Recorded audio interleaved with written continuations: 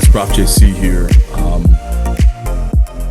This week we're going to be looking at both chapters 5 and 6, and my recommendation is always that you're reading yourself, not just listening to what I have to say about this. I'm kind of summarizing all of this, but there's a lot of good information in this book that we're reading right here, Leading with Cultural Intelligence. And so we've talked about that already, the importance of intelligence, the importance of emotional intelligence. And this class is all about the importance of cultural intelligence. And so it's understanding the world around you. And in most of the companies that you are probably going to be working for over the next, several years, decades, especially as we get into the decades, right? These companies and organizations that you're going to work for are going to have all kinds of people from all kinds of diverse backgrounds, multicultural, racial backgrounds, with religious backgrounds,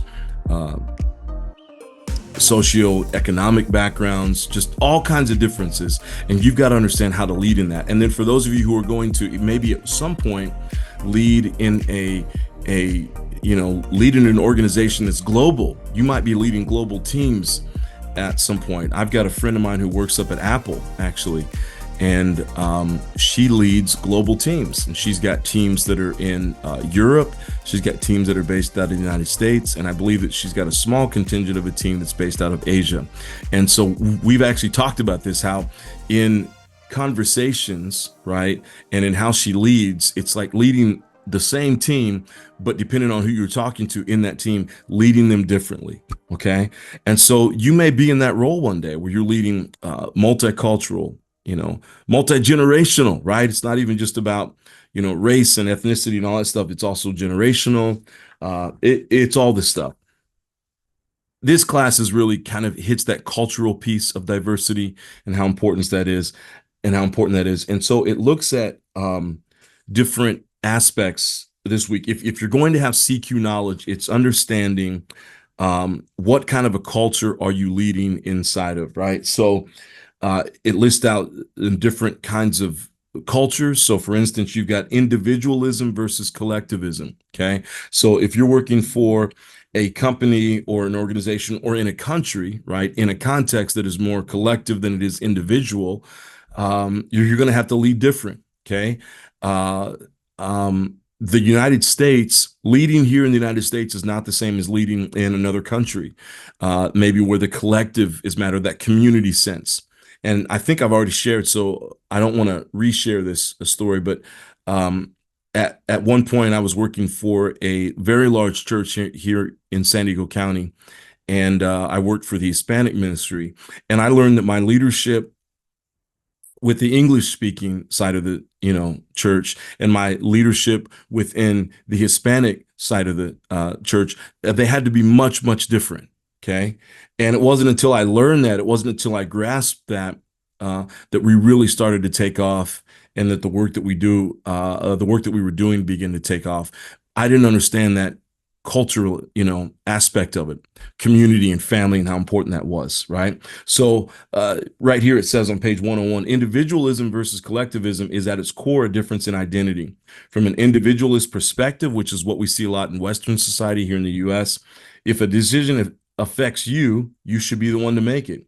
Individualism is the norm in countries such as the US, Germany, and Australia, whereas collectivism is the norm in Asia, Africa, and Latin America, most of the world, right? So again, we have to be careful when we walk out of the United States that we're thinking, well, if I just lead well here in the US, I can lead well anywhere. That's not the case, okay? From an early age, collectivists are taught never to be the sore thumb that stands out, because the sore thumb gets chopped off. Bringing honor to one's family and blending in with society is what is most highly valued. Okay. So you got to understand that, right? In the US, it's all about, oh yeah, if I have something, I say it, right? And it's okay to bring controversy. It's okay to talk back to the boss. And, we believe in our voices, our individual voices. And you go all the way back to the Constitution, and that's what we were based out of. That's not how the rest of the world works. You've got power distance, okay? I'm not going to speak too much about it. What it says right here, power distance refers to the amount of distance that is expected between leaders and followers. Countries scoring high in power distance, such as Mexico, India, and Ghana, offer a great deal of formal respect to leaders. Titles and status are revered. Leaders and followers are unlikely to socialize together, and subordinates are not expected to question their superiors. Power distance is the extent to which differences in power and status are expected and accepted. It reveals where the power lies and how it's structured. So again, going back to my own experience working in a Hispanic ministry in an English church, right, a very large English church, and then taking, in the United States, yes, it's individualistic, but I have found that leadership in the United States is actually, and I don't know if society's changing or what, but it's becoming much more collective and much more collaborative. Okay. So when I'm trying to lead in a ministry, and we're trying to grow it, and it's a ministry that primarily has people from Mexico, I have to lead differently. And I didn't understand. Again, for the first 18 months, I didn't get it. I'm trying to be empowering and trying to be collective and collaborate, and they didn't want it. And finally, someone actually said, "Hey, you are the leader, and everyone needs to know that you're leader, that you're leader, and they will trust you, but you have to lead with strength." And I didn't get it. Okay. And finally, when I got it and I was able to step into that role, boy, this thing just took off. I mean, it was incredible. But I had to understand that the power distance is different. They wanted strong leadership, right? It wasn't like, hey, you're our buddy, you're our friend. Again, in the United States today, it's a little bit different with bosses, right? You've got to be careful when you're leading, and you're leading teams, and some of the younger people, they almost look to you like they're your parent, and they come to you for counseling and all that kind of stuff. That doesn't go that way in so many other cultures around the world. Okay. Uncertainty avoidance. Okay. Uncertainty avoidance is the extent in which you are at ease with the unknown, unpredictable outcomes. High uncertainty avoidance is a discomfort with ambiguity and uncertainty. People oriented towards high uncertainty of avoidance focus on ways to reduce ambiguity, and they create structures to help ensure some measure of predictability. For example, someone leading staff primarily in the high uncertainty avoidance cultures in Germany, Japan, and Singapore would be wise to give very clear instructions and timetables for how and when the assignment should be completed. Simply telling an employee to write a plan in order to competently address the problem may create all kinds of issues, all kinds of dissonance for a team member oriented towards high uncertainty. On the other hand, cultures scoring low in uncertainty avoidance, such as Britain or Saudi Arabia, are not as threatened by the unknown situation. So anyway, you can read this. And again, I recommend get this book and keep this book with you, because it's going to help you, right? At some point, you may be leading, again, these multi-cultural, multi-ethnic teams from around the world, and you're going to need to understand this. Cooperative versus competitive, okay? The next culture orientation is called cooperative versus competitive. Cultures most oriented around the cooperative orientation emphasize nurturing, supportive relationships as a better way of getting things done. In contrast, individuals and cultures more oriented, toward the competitive orientation are more focused on achievement, success, and competition to accomplish results. Okay. So again, it's just important to understand that short-term versus long-term, right? What are the cultures that think in terms of short-term? What are the cultures that think in terms of long-term? Context, direct versus indirect, okay? There are certain, this cultural value dimension is referred to as context because it is indirect, because an indirect high context individual pays as much attention to the context, body language, and what's not said as to what is said. So again, if you got direct versus indirect, maybe in the United States, we value direct. And so you come at it directly. And here's what I think, here's what I feel. In other cultures, not so much. Okay. In Asian cultures, more that indirect. You watch the signs you see, and they're not going to tell you exactly what they think. But if you're smart enough and you can read the signs, you'll know how everyone is feeling about a certain issue. Okay. Being versus doing. Okay. Universalism versus particularism. Okay. And that's the standard we use to judge people's behavior. Universalist cultures believe there are rules for everyone and no one gets to ignore them. Okay. This orientation emphasizes an obligation to adhere to standards that are universally agreed to by societies in which we live, because a universalist approach to life is rule-based. Behavior tends to be viewed in the abstract. Okay. For a universalist, your relationship with someone should have nothing to do with whether you apply the rules to that individual. If someone breaks a rule, it has to be addressed regardless of who they are. Particularist cultures believe that we have special obligations to people we know.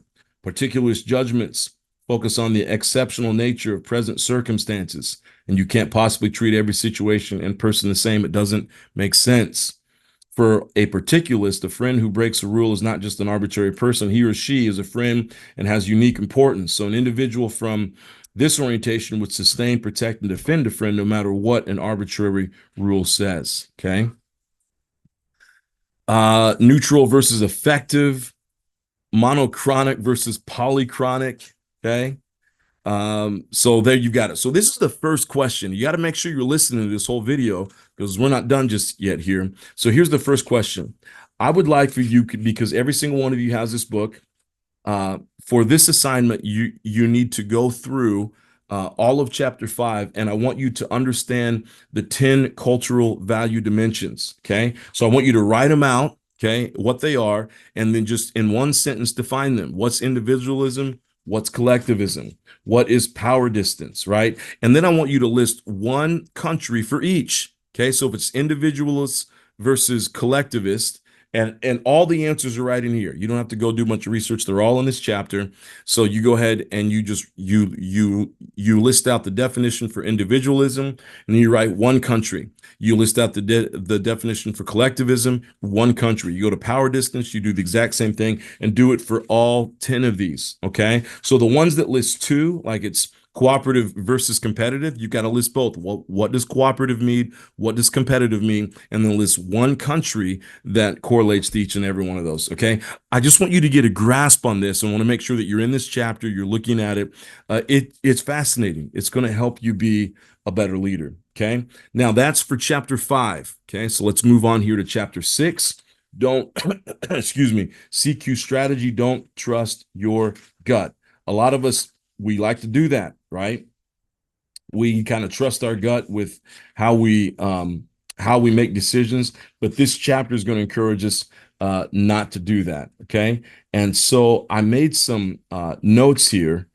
And really when it comes to this chapter, and I got to see where I wrote these notes down here. When it comes to this chapter here, it's really just talking about the importance of becoming much more aware. Okay, in situations. I have another class that I'm teaching on diversity. It's actually an in-person class for our graduates.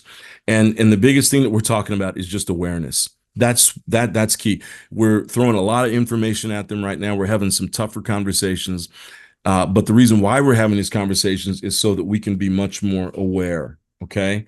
So it talks about that. So it talks about two things here: awareness, and then to check whether your assumptions and plans were appropriate. Okay. So awareness and assumptions. And I would say this, that we have to become more aware, and we have to be very careful with our assumptions. We have to become more aware, and we have to be careful with our assumptions. And so here's what I want you to just do with that, with chapter 6. Okay. I want you to talk about why is awareness so important in this idea of CQ strategy, and this entire idea about just leading leading with cultural intelligence. Okay. Why is this idea of awareness so important? How do we gain awareness? Okay. What are the steps that we can do to help gain awareness? And then I want you to talk about the dangers of making assumptions. Okay. And then based on this book, what are some things that you and I can do, okay, to alleviate some of those assumptions? What are some things that you and I can do to make sure that we're not making decisions out of assumptions, but we're making decisions based on awareness? Okay. Hey, I look forward to reading your responses. If you have any questions, feel free to reach out to me. Thanks so much for listening today, and we'll be in touch soon. Again, you know how to reach me. Take care.